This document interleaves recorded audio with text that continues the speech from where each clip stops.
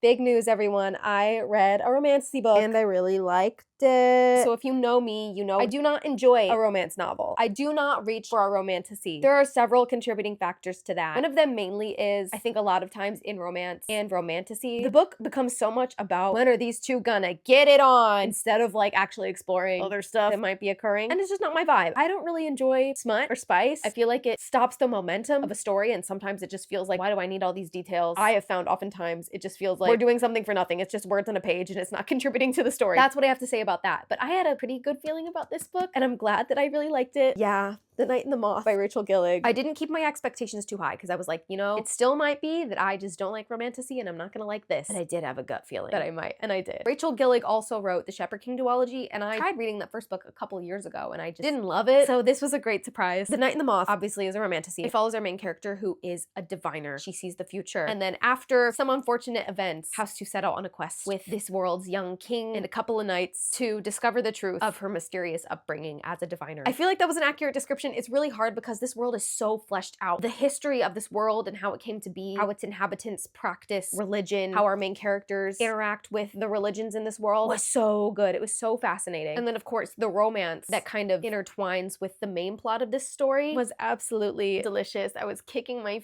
feet. I was blushing. We've got kind of a not enemies to lovers thing going on here, but they don't get off on the right foot. They already like don't like each other, but you can tell that they're attracted to each other. And throughout the story, as their friendship grows, so does their longing. And I think that's the best part, going from like appreciating this person not as a love interest but as a friend, as a companion, as somebody that can be trusted. That's the best part about a romance plotline in any book for me, which is why I think The Night and the Moth ended up working so much. Truly, I am obsessed with their relationship, but more so I'm obsessed with the world, the lore of the sprites, the gargoyles. Bartholomew. Every time I would see people talking about this book, they'd just be like, Bartholomew, and I'd be like, who is Bartholomew? It feels like a secret that only people who have read this book are in on, and now I know it. So if you don't know it, you're missing out on Bartholomew. I didn't know that this was the first in a series. I think just a duology. I thought it was a standalone, and it does kind of leave off on a cliffhanger, which left me really devastated. So I can't wait for book 2. It comes out next September. That's actually way too long.